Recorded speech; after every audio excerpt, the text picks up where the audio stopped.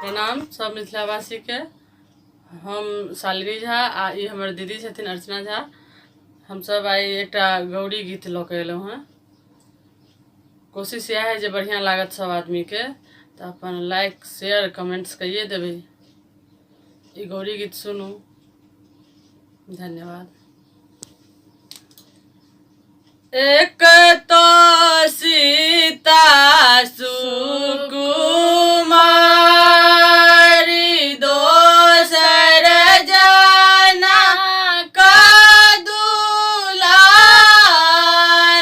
दोसर जना का दुलारी, तेसर गिरिजा पूजन जाति जनक पुर में, तेसर गिरिजा पूजन जाति जनक पुर में। अरजी सुनियो गिरजा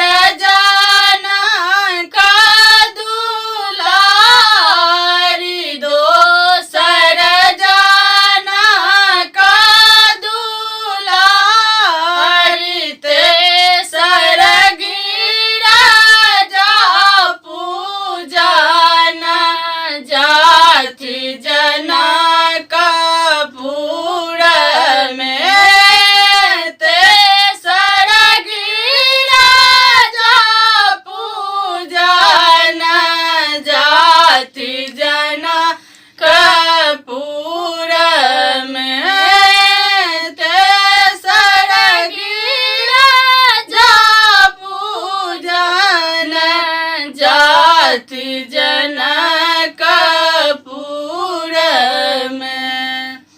धन्यवाद। जय मिथिला, जय मैथिली।